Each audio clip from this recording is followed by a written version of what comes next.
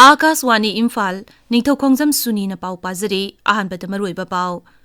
G20 mifamgi ngasi nini chanba nimita miraibagi delegate singna hengangi marjing jingda chatuna arambai amasung sagol kangjai sanaba yengki Meghalaya amasung Nagaland Vidhan Sabha mikhalgi damak rajniti dol kayagi luchingba sing amasung star campaigner kayana voter singi pungning chingsinna leizabi thaduna vote khomli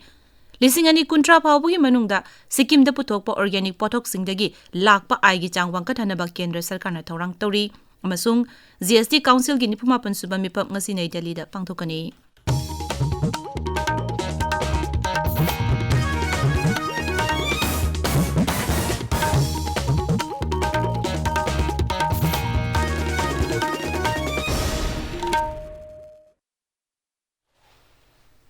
G20 mifamgi ngasi nini chanba nimita mirebak delegate singna angangi marjing chingda chatuna sagol kangjai gi mitam yengki makhoina mafam adu arambai amasung sagol kangjai sanabasu yengki masigi tungda moirangda chatuna loktak pat INA headquarters amasung Sangai Ethnic Park yengnabagi damak khongsan ki hayeng ayukta khwairambangi ima kaithel yengnaba matung ayuk pung 13 da delegate sing adu Imphal thadokhigani G20 asigi ngarang ahuba nimita B20 mifam Imphal gi City Convention Center da pangthuki mifam adu da saruk yakiba Mukhya Mantri Nongthombam Biren na hai Rajya sida achauba project singi damak multilateral funding agency kaya na sel thadanabagi damak lakpa hore hauzik Rajya sida externally added project mari paikhatli masigi manungda road connectivity water supply dam rehabilitation amasung community waste forest management gi lamda Americana $1 million chatuk rom thadaba yari mangna hai $1 billion Amarongi oigadaba atopa project tariana multilateral bank singi senthang makhada paikhatli masigi manungda water body sing semjinba lambi thong amasung water set development ecotourism sewerage amasung ITSE jet yauri Mukhya Mantri na hai Manipur asi haksel gi lamda afaba specialist amasung healthcare professional kaya leire Manipur gi nursing asi Bharat khakta dinatana malem gi leba kaya da pamnabagi chang hengalakli Manipur gi yumro nanbe lebak Myanmar dagi phawba layengna balaknari Mangna hai polo masana si Manipurna Malem da khudol tamkibani masibu Malem da khanganangi damak marging polo complex Malem gi thakta sengbat pangamle Britain amasung Japan asi Manipur gi puwari da yamna naknaba mari leinai hairaduna Mukhya Mantri na hai Moirang da leiba INA headquarters complex da khwaidigi wangba jati gi phiral singkhatle sana konabagi lamda singtharaduna Mukhya Mantri na hai Pikraba Rajya asidagi hauzik phawada Olympian 18 puthokpa ngamle makhoibu ikai khumnaba utpa oina sarkarna Olympian Park ama semkatle thormadu wangangbada kendragi siksha amasung mapal thorum Rajya Mantri Dr. Rajkumar Ranjan Singh na hai Manipurda mahusagi phajaba mafam kaya pikthana leibata natana lamdamasta phangliba heira amadi sa uche kayana lamkoiba singi pungning chingchinba ngamle Rajya sigi naharol sing mahusadagi hauna khutsa haibagi lamda thoidok hindokpa magun sing lejai makhoibu ningthina yokhot pirabadi malemgi thakta pukhatpa ngamgani Meghalaya amasung Nagaland Vidhan Sabha mikhalgi vote khombagi thabak kham thengna kale Rajyani asida rajniti dol kayagi makok thongba luchingba sing amasung star campaigner kayana voter singi pungning chingsinna belejabi thaduna vote khomli mikhal thasigi kuntare ta pangthokani Meghalaya Vidhan Sabha mikhalgi damak tongan rajniti dol amadi star campaigner kayana vote khombagi thabak khumbang yang sungsili kendragi mantri amasung BJP makok thongba luchingba Amit Sahana West Garo Hills ki dalu da pangthokiba miyangi mitin amada wangangki Rajya sida Mukul Sangma amasung Kornat ke Sangbana luchingduna palamba matamda Rajya sida corruption gi chang yamna wangki haina Sri Amit Sahana maral siki matamadu da palamba sarkar sing aduna lairba singi damak yaipanaba thadarakpa senpam sing lana sisinaki haina su maral siki BJP luchingba amasung Assam gi Mukhya Mantri Himanta Biswa Sarma su mikhal gi rally da saruk yaki maraga sida NPP luchingba amasung Mukhya Mantri Kornat ke Sangmana mifam amada hai maki mathakta sirba maral sing asi aranbani amadi yumpham yaudabani UDP HSS PDP VPP amasung PDF ki luchingba singna mikhal asigi damak vote khombagi thabak sathari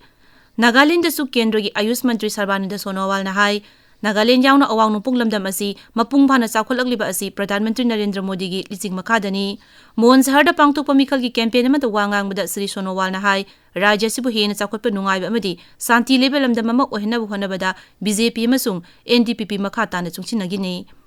Kendragi Ain Mantri Kiran Rijiju su Mohan Jila gi Lowa Khungang da pangthokpa mikhal gi rally da saruk yaki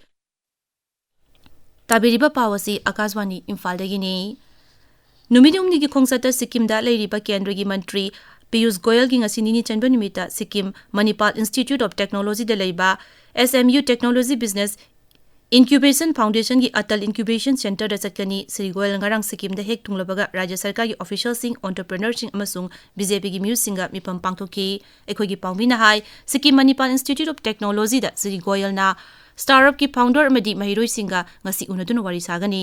Shri Goyal ना high लिसिंग अनि कुंट्रा फावुगी मनुंगदा राज्य सिदा पुथोकबो organic पोथोक सिंगदगी Lakpa आइगी चांग वांगथनबा थौरांग तौरी राज्य सिदा organic पोथोक सिंग test तौनबगी हुतोंग साबा लेहेलगनी हाइना श्री गोयल लाउथोकी मांगना high राज्य सरकार ने लम पिरबदी केंद्र सरकार ना डिजाइनिंग एंड पैकेजिंग इंस्टीट्यूट सिंग थांगनबा सेम सादुना लेरे मागी कोंसत मनुंगदा श्री गोयल ना सोरेंग जिला दसु चटकनी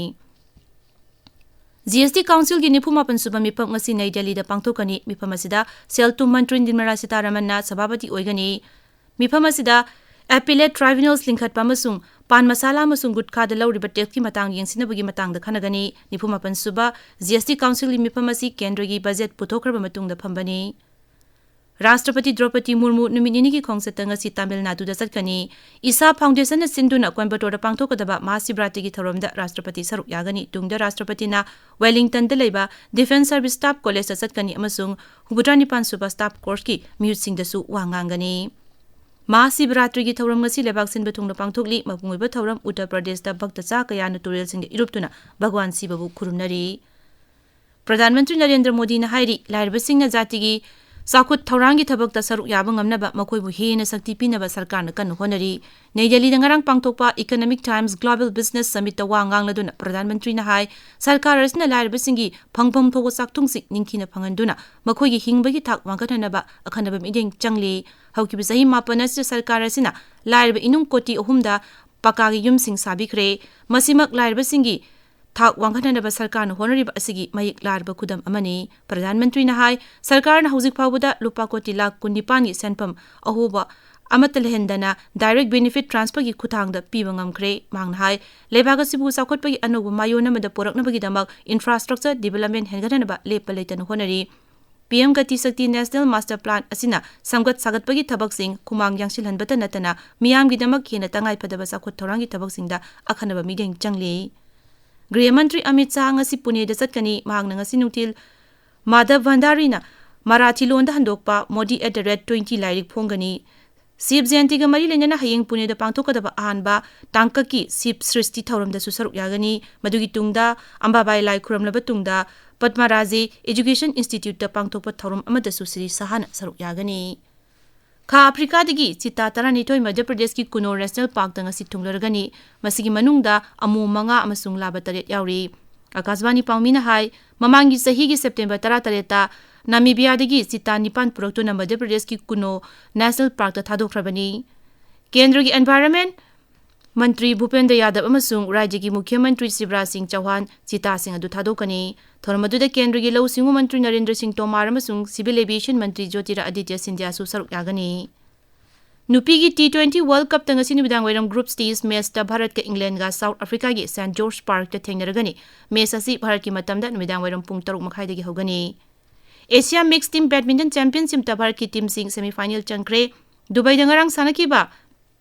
कॉन्टिनेंटल टूर्नामेंट ता भारतना हांगकांग बु अहुमनी द थोइदुना सेमीफाइनल चंखिबनी नुपागी जुरादा ध्रुव कपिला अमसुंग चिराग सेठी अमसुंग नुपी सिंगल्स ता पीबी सिंधुना मखोगी लंबा सिंगबु थोइकी